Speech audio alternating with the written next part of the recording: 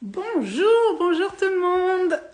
Bienvenue pour ce direct en ce lundi de Pâques concernant la retraite dans le désert. On va attendre un petit peu que les gens se connectent. Bienvenue à tous ceux qui regarderont en replay. Je sais qu'il y en a qui regarderont en replay, qui m'ont déjà dit. Coucou Sandrine, coucou Pascal, Manuela, bonsoir tout le monde. Voilà, nous en Vendée, il ne fait pas beau comme d'habitude. Bonsoir Catherine, bonsoir tout le monde. Marie-Claire Sebon nous a rejoint. Sixtine, bonjour tout le monde. Donc il y en a qui regarderont en replay, donc je souhaite la bienvenue à toutes les personnes qui regarderont en replay. Voilà, je voulais vous faire un live pour vous présenter la retraite, le pourquoi, du comment de cette retraite dans le désert marocain qui aura lieu du 16 au 23 novembre prochain. Alors le pourquoi, moi j'ai connu le désert, j'étais toute jeune, je crois que j'avais 19-20 ans, on est parti avec ma sœur au Maroc, on avait loué une voiture et puis on était allé, donc pas à Hamid où on va faire la retraite, mais du côté d'Airfood où on avait été faire une journée dans le désert et j'avais vraiment adoré. Et puis après avec mon premier mari, on avait fait donc là une journée pareil dans le désert, dans une nuit, on avait fait 2 jours en Tunisie et pareil j'avais adoré. J'avais prévu qu'on aille fêter les 40 ans de mon premier mari dans le désert à Hamid. Et 3 jours avant de partir, j'ai dû me faire opérer en urgence de la vésicule biliaire, donc trek dans le désert d'une semaine annulé et j'ai toujours gardé ça en moi. Et c'est vraiment voilà un lieu qui m'appelle où je me sens vraiment bien. Voilà ces paysages, ce silence et en même temps il n'y a jamais le silence non plus parce qu'il y a toujours un peu de vent. Enfin voilà, ça m'a appelé et donc après le décès de mon mari, donc à mes 40 ans à moi, j'ai fait énormément de travail personnel et puis on avait le souhait de partir avec ma meilleure amie quelque part. Et le Maroc, enfin le désert nous a appelés et on a réussi à trouver une retraite donc de développement personnel. Dans le désert. Alors, au départ, on devait partir avec ma thérapeute qui devait nous emmener dans le désert et ça a été annulé faute de participants. Et on avait nos billets d'avion. Et donc, on est parti, on a trouvé une retraite équivalente sur les mêmes dates, comme par hasard. Et on est parti avec ce groupe-là. On est partis toutes les deux. Et c'est là-bas qu'on a, que moi, je dis pas bon, que j'ai clôturé l'année de deuil, l'année de décès, parce qu'on est parti en février. David, il est décédé début janvier. Donc voilà, on a été célébrer les 1 an du décès de David là-bas. Et quand on est revenu, quelques jours après, on a été confinés. Donc où j'ai pu rester en fait dans cette introspection-là pendant le confinement. Et c'est vrai qu'il y a eu un avant et un après le désert, un avant et un après cette retraite. Le désert, je trouve que déjà, là j'y suis allée avec ma fille, il s'est passé plein de choses et là j'y étais carrément en mode vacances, mais quand on y va en plus dans une optique d'introspection, accompagnée, là on était accompagné d'une thérapeute, on lâche des choses, on fait des bonds en avant, enfin tout s'y prête. Énergétiquement, le désert, c'est quelque chose de puissant. Et donc, ça se prête aux retraites. Et donc, vraiment, moi, il y a eu un avant et un après le désert. Et quand je suis revenue, il s'est passé quelque chose. J'étais à nouveau dans un mode, ok, en fait, je vais y aller, je vais kiffer ma vie et je passe encore plus la première que ce que j'avais pu faire. Et donc et je l'avais mis déjà dans mon tableau de visualisation que j'avais fait juste après le décès. C'était de retourner dans le désert. Donc voilà, donc le désert est resté là. Et puis durant cette retraite, j'ai rencontré Pascal Le, qui est en live, enfin qui nous regarde là en ce moment. Où ça a énormément matché parce qu'on a énormément de points communs sur plein de choses. On a énormément pleuré toutes les deux dans le désert il y a 4 ans, où on a lâché plein de choses et on est resté en contact tout le temps. Et dans cette retraite, il y avait Atman, qui était à l'époque cuisinier, avec qui le feeling est super bien passé avec tout le monde dans le groupe. Et c'est pareil, on est resté en contact avec Atman. Et Pascal et Atman sont restés en contact aussi. Et quand ils m'ont appelé en fin d'année ou début d'année, fin d'année 2023, début d'année, et qu'ils m'ont dit, on co-crée une société ensemble, donc Cadence du désert, où Atman donc est forcément là-bas, et Pascal, elle gère toute la partie planification en France. J'ai dit, c'est génial. Et j'avais besoin de partir là en février. Et puis je me suis dit, allez, c'est un signe. J'y vais, je pars avec ma fille, ça va nous faire du bien. Je vais faire découvrir ce lieu à ma fille. Et puis banco, on y va. Et puis j'avais déjà dans la tête je veux organiser une retraite là-bas. Dans mon nouveau tableau de visualisation que j'ai fait il y a 1 an et demi, je voulais marquer pour ceux qui reçoivent la newsletter, il y a organiser des retraites. Alors j'ai regardé des lieux en France, etc. Sauf que les lieux coûtent très cher. Et donc en fait si on veut faire une retraite de 4 jours, il y en a tout de suite pour 700-800 € en louant le lieu, etc.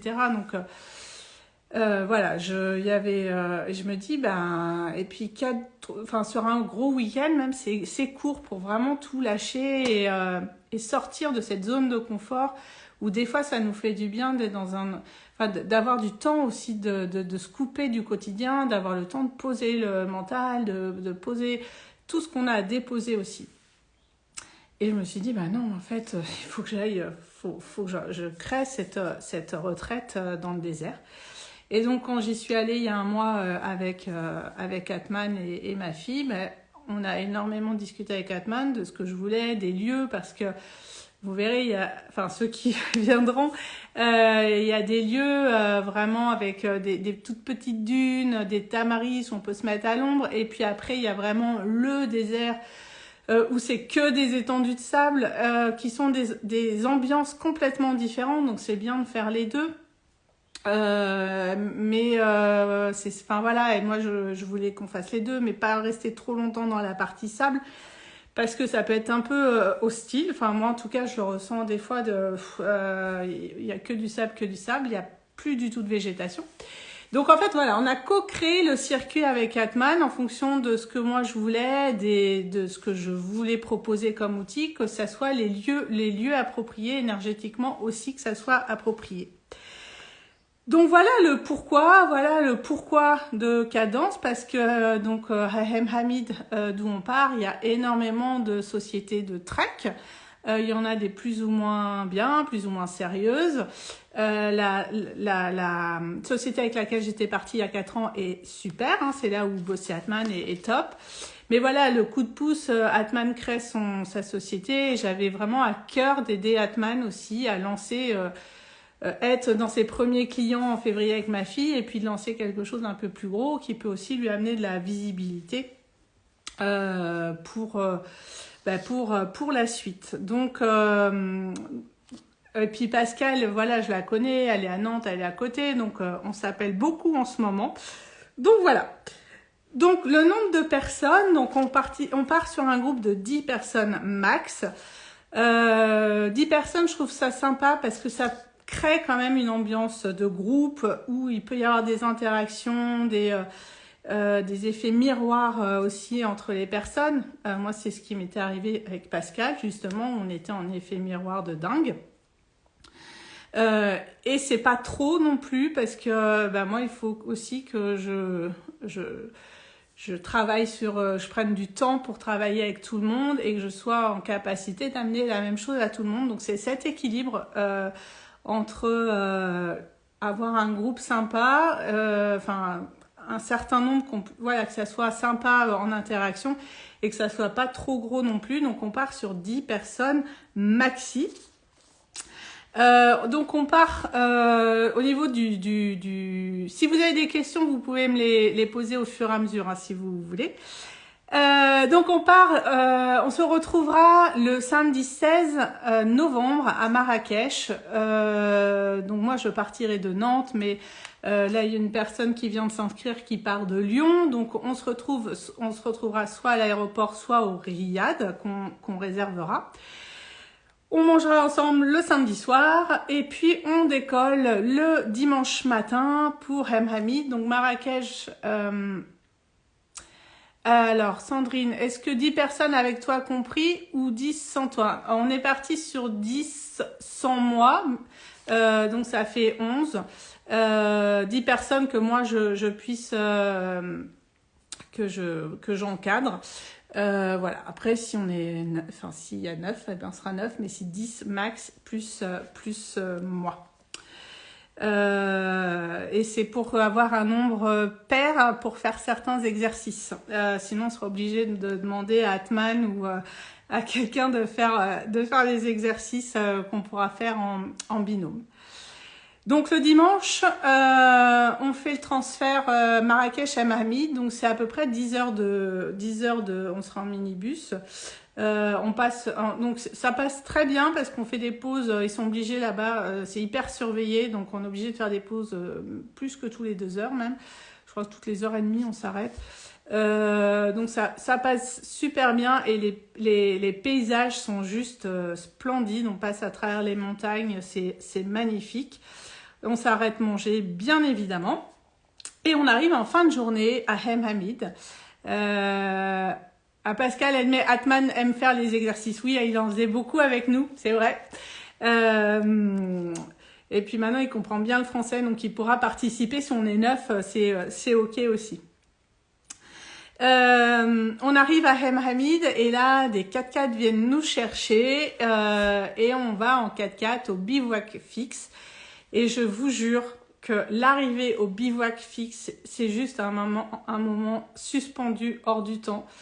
C'est un endroit, on se croirait dans les contes des 1001 nuits, c'est juste waouh. Enfin, là, ça me l'a refait encore. On arrive, c'est juste magnifique. On est en plein milieu du désert déjà. Il y a une demi-heure de 4x4 et on arrive et c'est extraordinaire.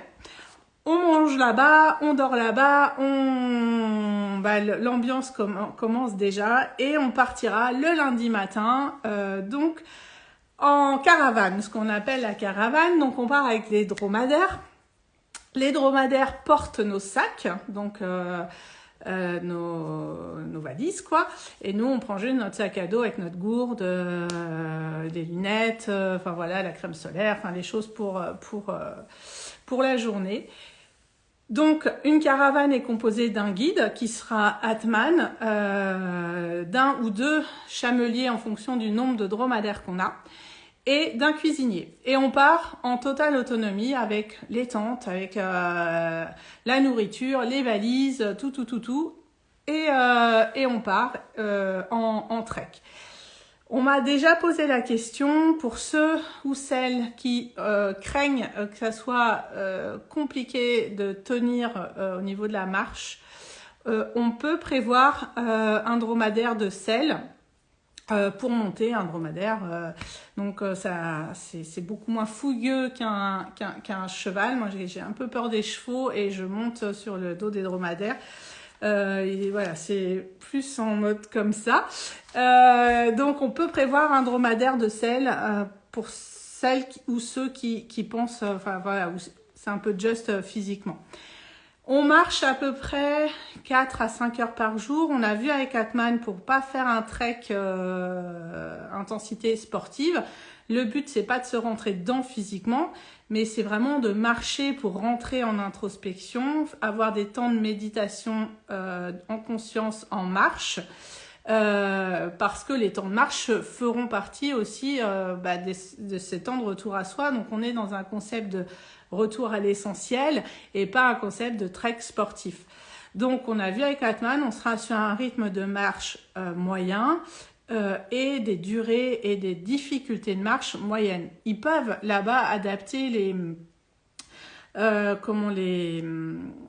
parcours parce que en fonction, enfin le trek que j'avais fait il y a 4 ans et le trek de cette année, ça n'avait rien à voir physiquement. Donc voilà, ça sera une marche facile, moyenne à facile. On marche 4 à 5 heures par jour. On marchera, c'est du plat essentiellement et ce n'est pas du sable.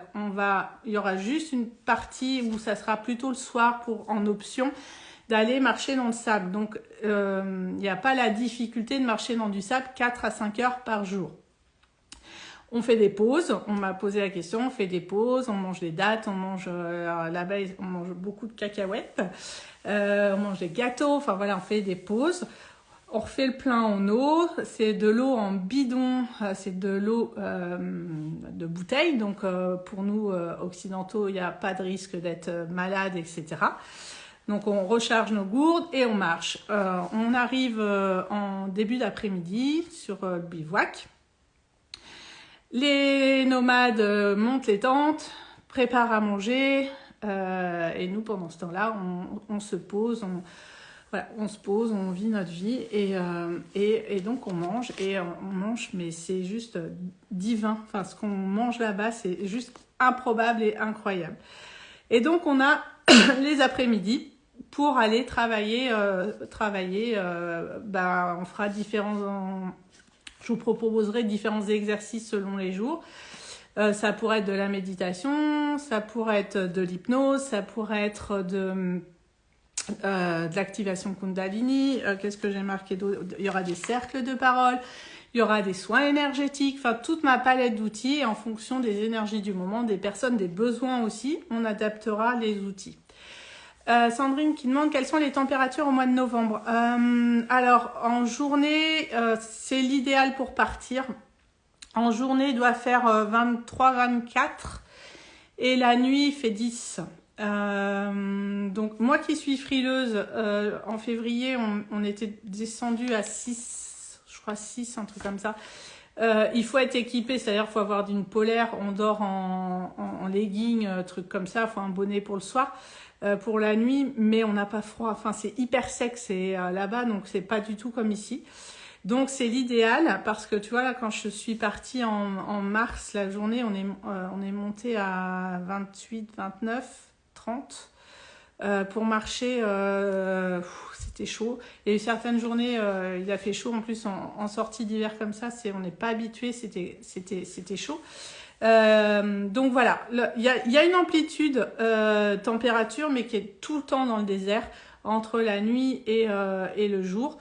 Donc c'est l'idéal parce que 24-25 la journée, le sable n'est pas brûlant parce que là quand il faisait 30, le sable en fin de journée commençait à être hyper chaud, donc on a aussi les chaussures qui chauffent et tout est chaud en fait. Donc c'est pour ça qu'on a vu avec Atman novembre, c'est l'idéal. Donc pour revenir au planning, donc le lundi on marche et puis on fait les exercices ce soir. En fin de journée on ira voir. Atman nous emmènera pour ceux ou celles qui veulent, les autres resteront au campement, on marchera puis on ira voir des couchers de soleil en haut des dunes. Le mardi, pareil, on remarche et puis on bivouac. Le mercredi, pareil, on remarche et on bivouac. Et là, on a vu avec Atman pour que le mercredi soir et le jeudi soir, on reste au même endroit, pour nous permettre le jeudi de nous poser et notamment le matin de faire la cérémonie du cacao. Parce qu'il faut qu'on soit à jeun, donc pour faire la cérémonie du cacao, donc c'est compliqué d'être à jeun et de marcher à côté, etc. Et puis je voulais qu'on fasse la cérémonie avec le feu de camp et tout ça, donc je trouve ça con de gâcher un repas du soir entre guillemets pour la cérémonie parce que voilà, on mange tellement bien et puis c'est dans leur ambiance de manger nous préparer à manger, etc. Donc on fera la cérémonie du cacao le jeudi matin et puis voilà, l'après-midi on ira faire une marche autour du bivouac où voilà, on a vu avec Atman de faire un tour sympa. Et puis on retravaillera le soir sur nous. Le soir, sur les bivouacs, les nomades font un grand feu et ils font à manger. On mange notamment, ils font du pain des sables. Ils font cuire le pain dans la braise, dans le sable. Donc on a du pain frais et chaud tous les jours. Ils cuisinent au feu. Enfin voilà, c'est juste extraordinaire. Et après, il y a les temps. Le soir, c'est important.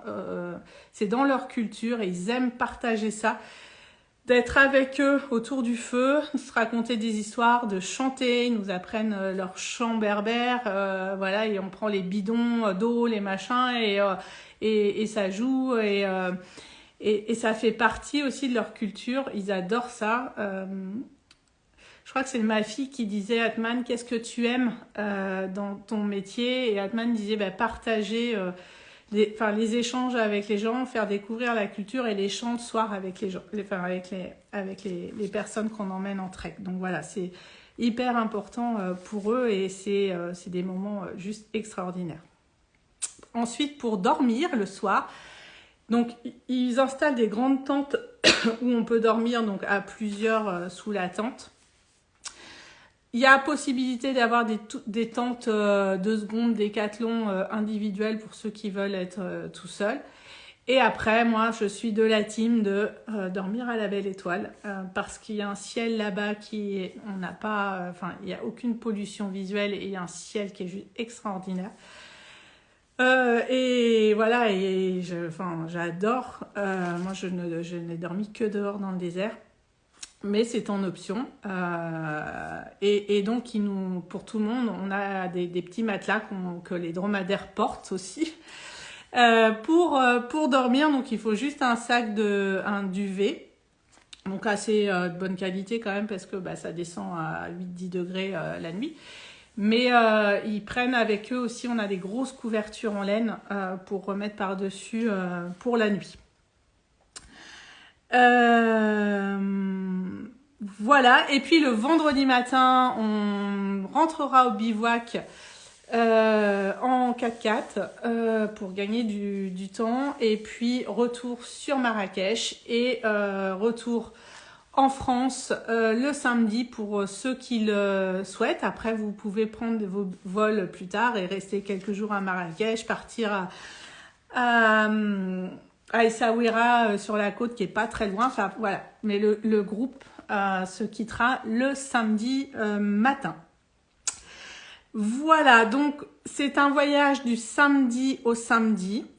Le tarif donc pour cadence et l'accompagnement par mois est de 1120 € et pas 1220 comme on avait dit au départ. Enfin, c'est moi qui me suis gabellée. Enfin bref.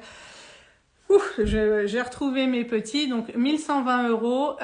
Il y a à rajouter les vols d'avion et les 2 nuits à Marrakech. On n'a pas mis les nuits à Marrakech parce que les résas sont pas encore ouvertes. Pascal y va au mois de juin. Et on voulait pas prendre de la marge dessus. On facturera au réel. Une nuit à Marrakech en chambre partagée, faut compter entre 25, 30 € par personne maxi avec le petit-déj. Et puis les 2 repas du soir à Marrakech, où si on mange dans des petits restos, on mange pour 5, 6, 7 €. Voilà. Donc il y a juste ça à rajouter. Après, tout le reste est compris. Donc les transferts, les restos pendant le transfert.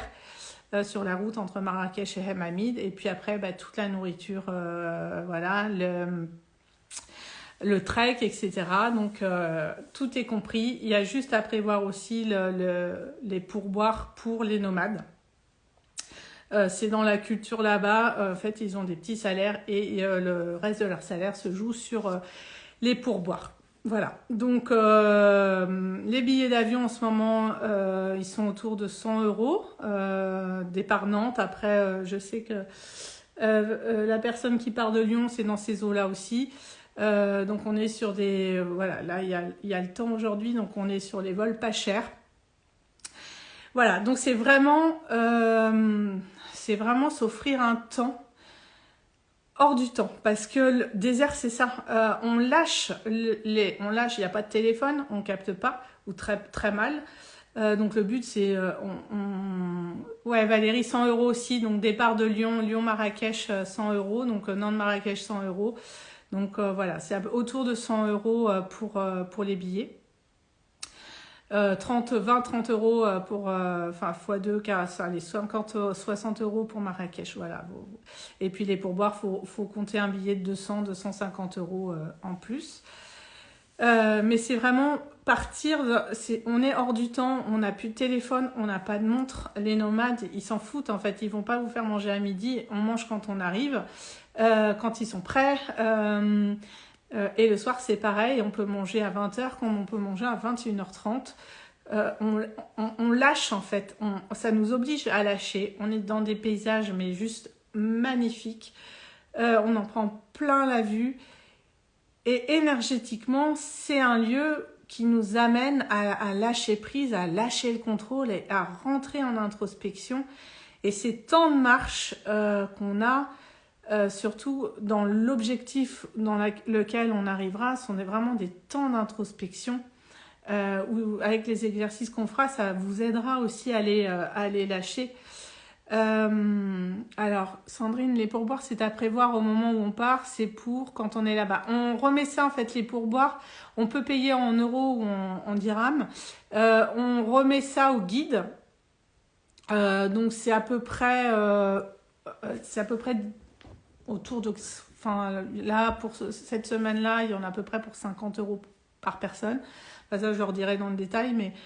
Et on donne le pourboire au guide et après ils se redispatchent, ils se débrouillent entre eux. Donc enfin voilà, on fera une enveloppe globale et on remet ça aux nomades et c'est tout en fait. C'est juste là, après le reste, non, il n'y a pas forcément de pourboire à prévoir. C'est juste vraiment pour les nomades là-bas. Donc voilà, et ce que je disais aussi, c'est pour moi le désert, c'est un peu comme la mer ou c'est un peu comme la montagne, c'est-à-dire c'est des endroits de la nature où l'homme est tout petit en fait, et on se sent en fait dans cette immensité et cette beauté de la terre, d'endroits de la terre où on est tout petit, où on est, nous au plus occidental, on est complètement perdu. Là-bas, on se laisse porter par les nomades, ça nous oblige à tout leur... Enfin voilà, on a confiance dans notre guide et on se laisse porter vraiment là-dessus et on se met à nu vraiment et là, voilà, le fait de vivre aussi une semaine en groupe, il y a plein de barrières qui tombent. Enfin moi, les deux expériences, une en retraite et une en vacances, y a un truc qui se passe avec le groupe tout le temps. Là, le groupe d'il y a un mois, on est sur WhatsApp tout le temps à s'envoyer des trucs. Enfin, il y a vraiment un truc qui se passe parce qu'on se met à nu. On est vrai, on est dans notre authenticité. Et il n'y a pas de triche possible. Et là, le fait de créer un groupe autour du sujet retour à l'essentiel, enfin, l'objectif retour à l'essentiel et d'aller se dépouiller de tout pour vraiment se reconnecter à soi et lâcher tout ce qu'il y a besoin de lâcher, tout le monde va venir pour le même objectif et ça va créer quelque chose de juste extraordinaire. Porté par cette énergie du lieu, cette énergie d'Atman, enfin vous verrez Atman, c'est une boule d'énergie, c'est quelqu'un qui a une joie de vivre, qui est hyper cultivé, qui est hyper intéressant, qui a une joie de vivre et qui aime son métier, qui aime être nomade, qui aime être là-bas, enfin c'est il transmet ça quoi, donc non, c'est le meilleur des guides qu'on puisse avoir. Donc, et voilà, et il peut être... il va transmettre ça, il aime transmettre sa culture, et puis son vécu, enfin voilà, il aime et tous là-bas, ils aiment le partage, ils aiment partager leur culture. et qu'on soit dans le respect aussi de leur culture. Je regarde si j'ai rien oublié de ce que je voulais vous dire. Non, je ne pense pas. Voilà pour les grosses lignes. Voilà, si vous souhaitez qu'on s'entretienne au téléphone pour que je puisse répondre à toutes les questions, eh ben, on s'appelle. De toute façon, pour les personnes que je ne connais pas, je demanderai un entretien avant pour voilà, qu'on soit d'accord sur les attentes et les attentes de chacun, que je sois OK sur le fait que ça puisse énergétiquement voilà, rentrer avec les autres personnes du groupe qui sont en train de se faire, enfin le groupe qui est en train de se créer. Donc voilà, donc là on est on est en train de finaliser les inscriptions, mais on est déjà à 5 inscriptions, pardon. Donc qui vont se finaliser cette semaine. Donc voilà, donc il restera 5 places pour vivre cette aventure donc dans le désert. Donc retour à l'essentiel et de partager cette semaine avec les nomades. Et c'est aussi s'offrir un temps, une semaine.